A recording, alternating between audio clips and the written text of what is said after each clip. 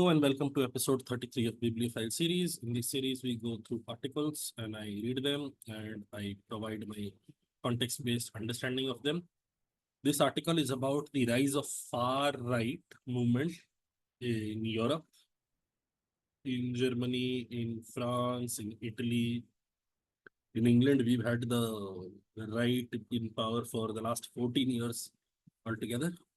So within those European right leaders, there is a leader who has come into focus in the recent past, the leader of Italy, and this article is about her.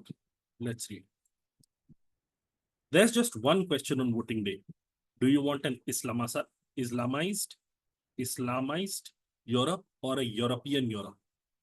This dark choice was posed by Marianne Maréchal, a rising star of the French far right, at the launch of her party's campaign for European elections in June.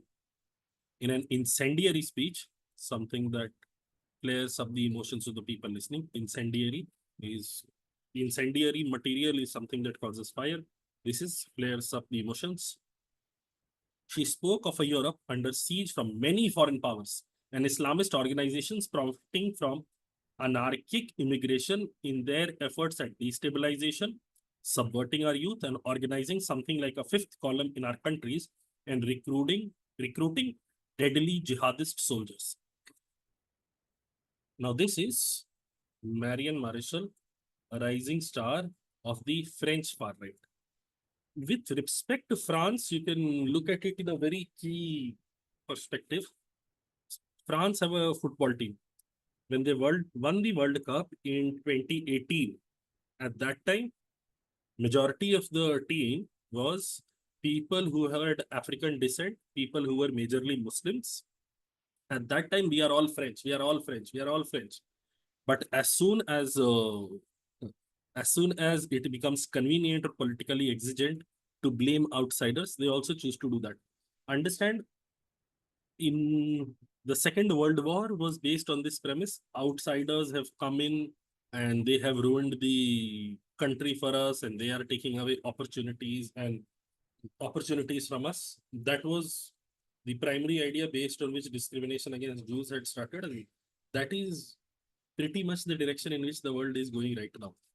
All this talk about, no, we want the things to be as awesome as they were, or we want to we want to get back to glory days, be it MAGA or be it UK or be it any other nation in the world, Brazil, Argentina, lots of places.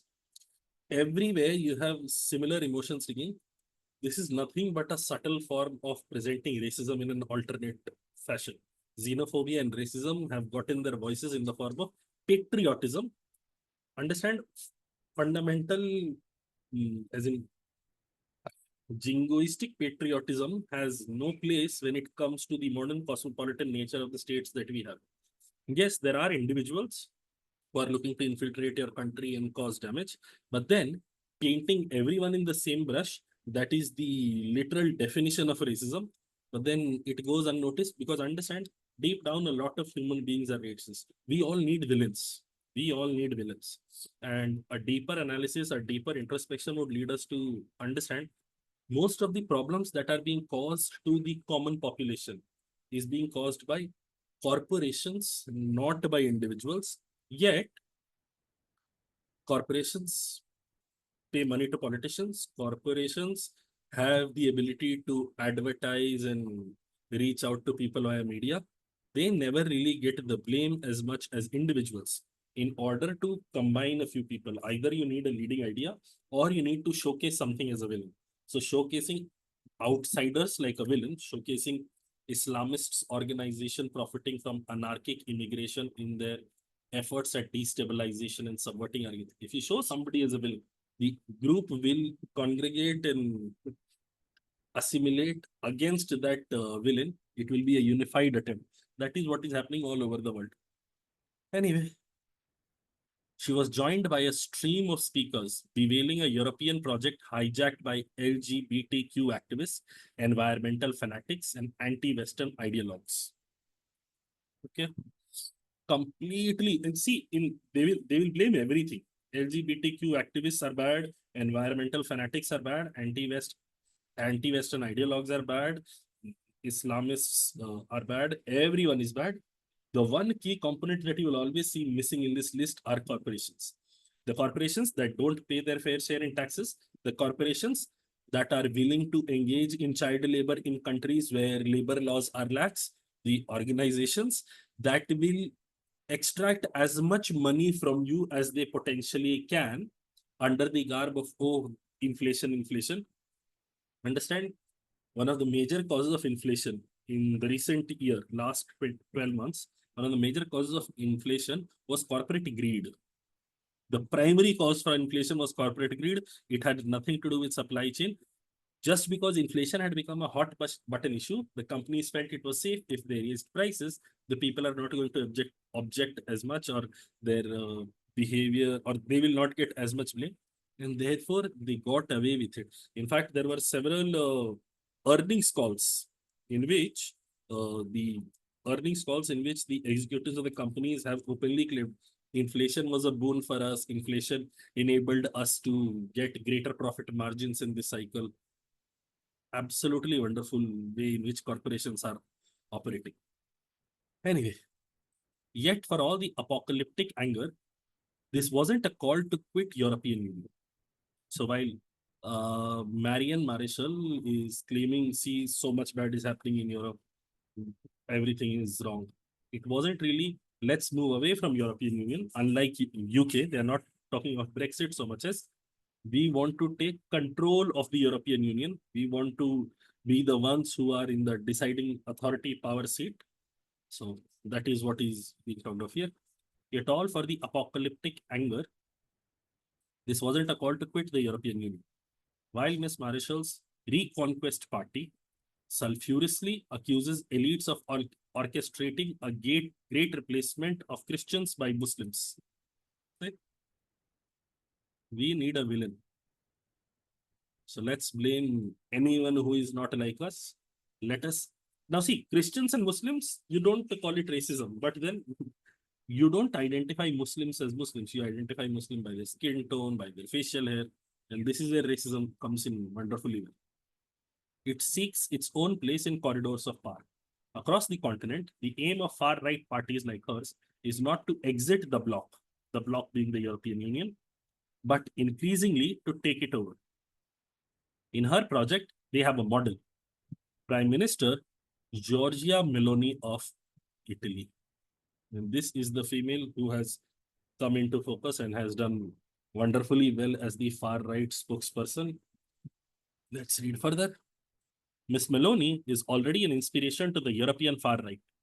As the head of the right-wing coalition in Italy, she has overseen attacks on LGBTQ groups and migrant rescue organizations, a takeover of the public broadcaster, and a continuing attempt to change the constitution to expand executive power. Essentially, you can perhaps draw a parallel to India as well. Not so much on LGBTQ groups, but migrant rescue organizations and takeover of public broadcaster and continuing to attempt to change the constitution to expand the executive power. Essentially, we want all the power in the world, but we don't want accountability. We take over a public broadcaster. We influence the way the messaging goes out. Media is not free to do the change the constitution so that the scope of influence that we have, scope of power that we have increases. And of course, migrant rescue organizations have also been attacked. Miss Meloni, far right. Hopefully, you see the undertones of racism and xenophobia involved in the actions here. Okay. But it's on the continent where she has really distinguished herself. She has set herself apart. Combining staunch Atlanticism, commitment to NATO and Ukrainian defense alike, with relentless opposition to immigration and climate policy. Relentless opposition to immigration and climate policy.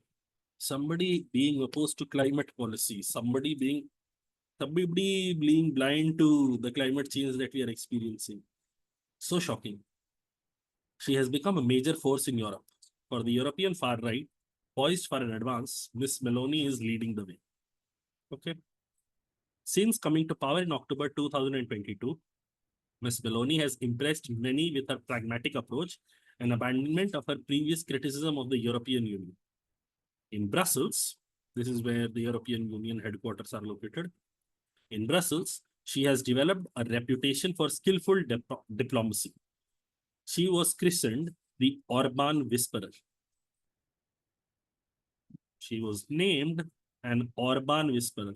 Now, see, a horse whisperer is somebody who can look at the horse, interact with them, and understand whatever they are dealing with. So you have a dog whisperer. And then now this is extended to Orban Whisperer. The first usage of the term is horse whisperer.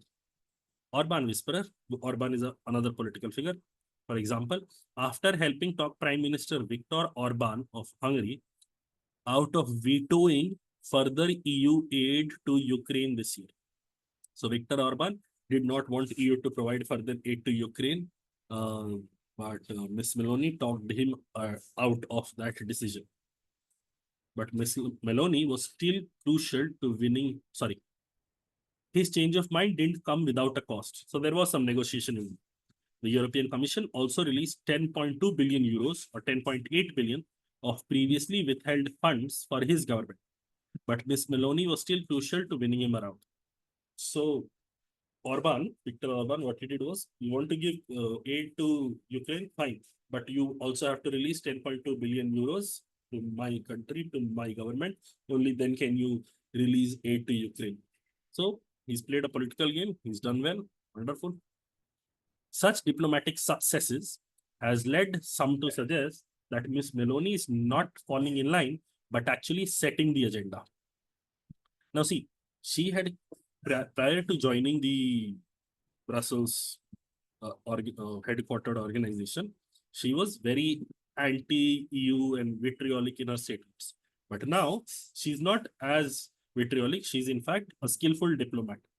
And given that given that the success that she has experienced would lead some to suggest that she is not falling in line. It's not that she has become silenced because she has fallen in line, but it is because she has the power to set the agenda. She is deciding the direction in which the organization moves. In a report widely seen in Italy, Fareed Zakaria on CNN hailed Meloni's moment in Europe. Fareed Zakaria is a US-based journalist. Fareed Zakaria on CNN hailed Meloni's moment in Europe, comparing her position with the leading role previously played by Angela Merkel, Germany's former chancellor. On economic policy, the claim is overblown. Italy's economy, though growing, isn't staking out new territory, but the comparison is not without merit. Meloni is being compared with Angela Merkel. On the economic front, this comparison is unsustainable, unsuitable, but the comparison is not all wrong. In several areas, Rome is giving Brussels direction. This also implies Merkel previously was giving direction to Brussels in what direction it should be moving. For one, Ms. Meloni has been at the forefront of plans to further outsource the bloc's border policing to autocratic North African countries. Okay. So see, Ms. Meloni has been advocating for, she has been the principal advocate for outsourcing the border policing to autocratic North African countries. When we say autocratic, we mean countries that are currently being ruled by kings whose rule is supreme, North African countries. And these are primarily the countries from which people would want to move away and seek asylums. And yet, we are giving them more power. Oh, you can stop people, you can control people, which is, as in, basically, you are letting the wolf guard the sheep, so that the sheep don't come over to your yard in order to have some food. Okay.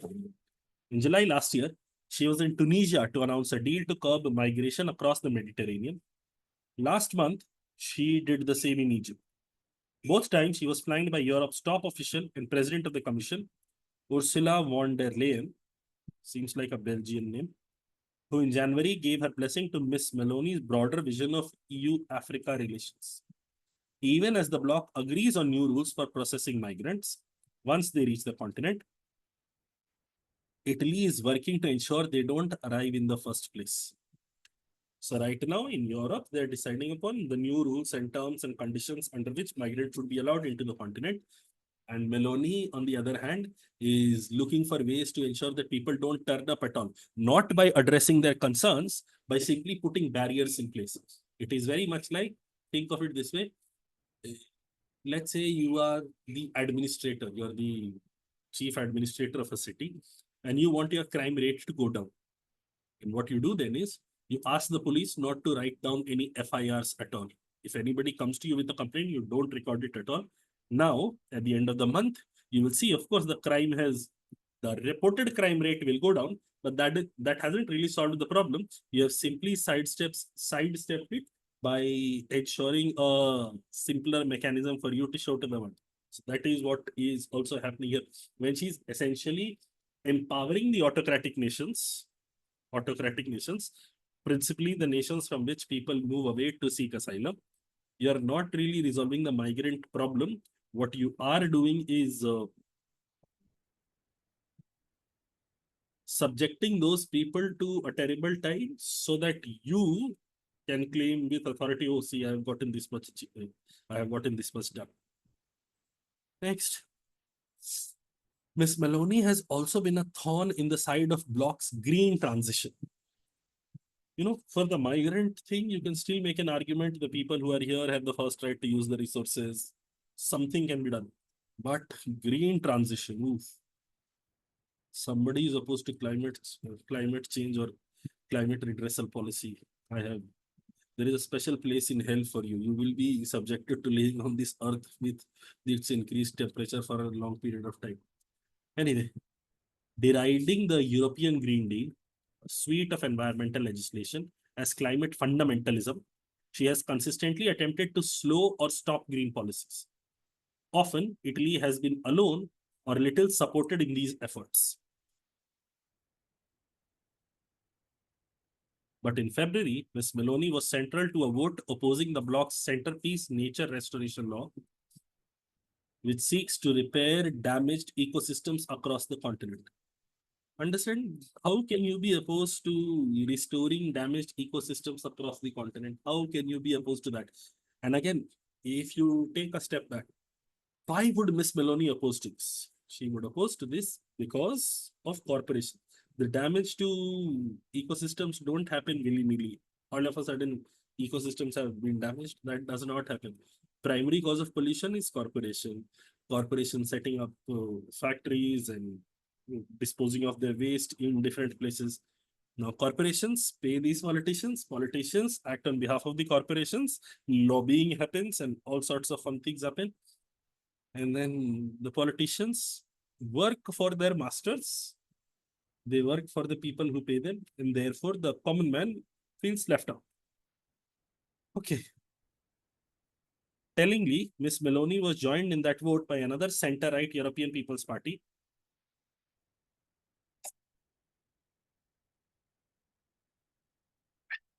Tellingly, Miss Meloni was joined in that vote by the center-right European People's Party, which is the largest groups of parties in Brussels and includes the German Christian Democrats.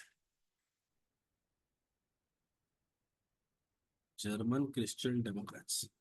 The group, which had already sought to scale back the bloc's climate commitments, called the proposal an attack on farmers, who have recently held protests across Europe. Helped by some dissident center-right parliamentarians voting in favor, the legislations passed. See, some people, despite being center-right, they voted in favor. They voted in favor of this, and eventually the legislation was passed. But center-right leaders hopes to derail a ban on the new combustion engine cars, point to further collaboration to come. See, let's just talk of how the corporations work. Corporations work when, let's say, a particular model of a phone gets released. It's not like the next model is not ready and enhanced features cannot be offered to you right away. But how corporations operate is, first, let me sell out this version, which is a slight upgrade. Then let me sell another version, which is another slight upgrade, and then get me to the model that comes next. Because what they're looking to maximize is a term called producer surplus.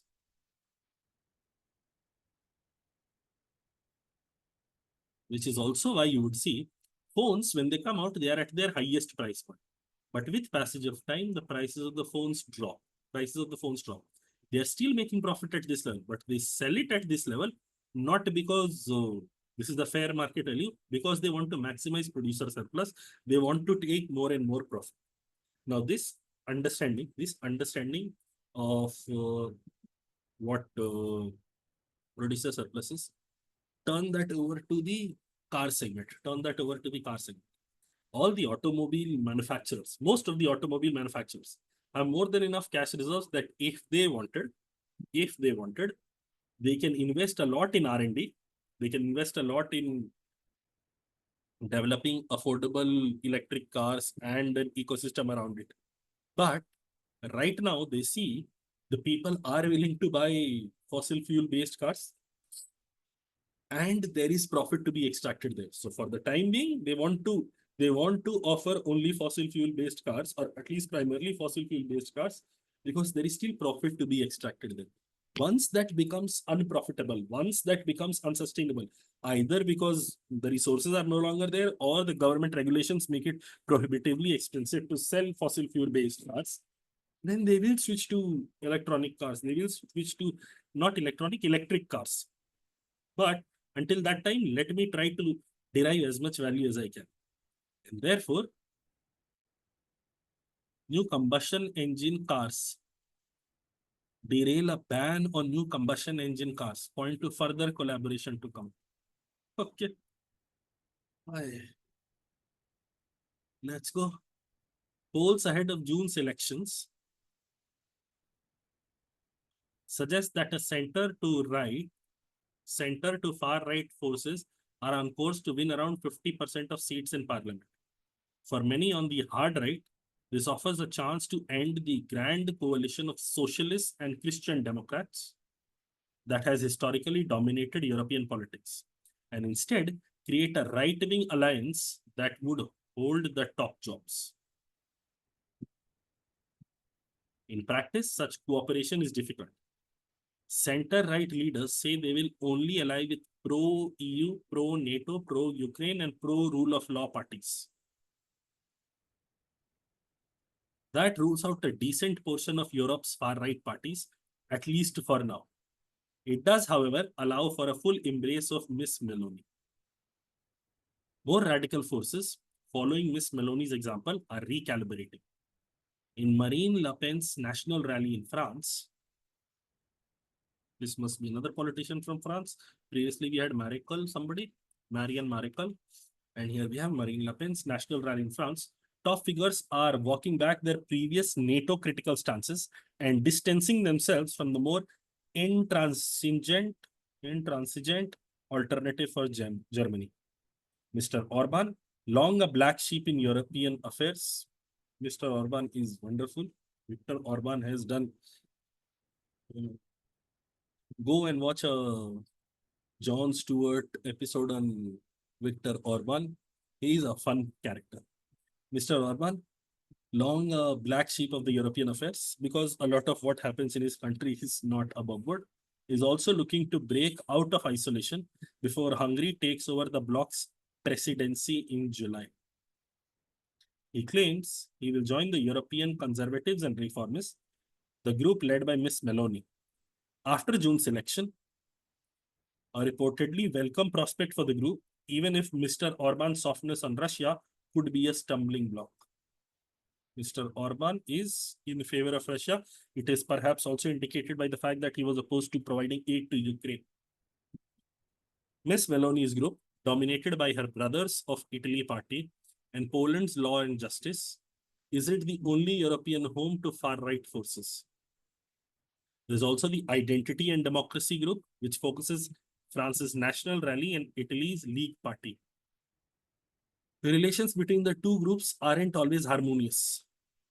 In March, Ms. Le Pen referenced earlier, Marine Le Pen's national rally.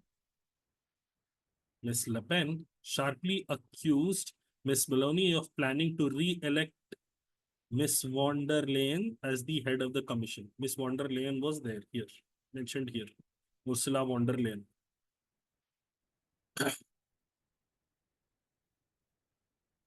In March, Miss Le Pen sharply accused Miss Maloney of planning to re-elect Miss von der Leyen as the head of the commission.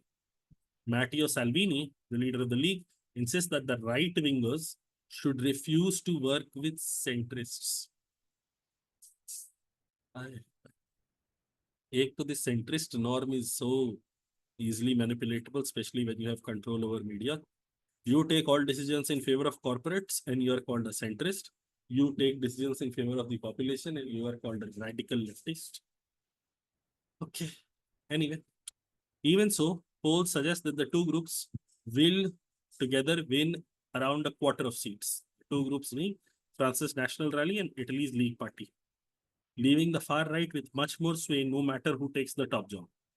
Far from seeking to break up the European Union, these far-right groups are now bidding to put their own stamp on it, to create what Miss Marshall calls a civilizational Europe rather than a technocratic commission's version of Europe.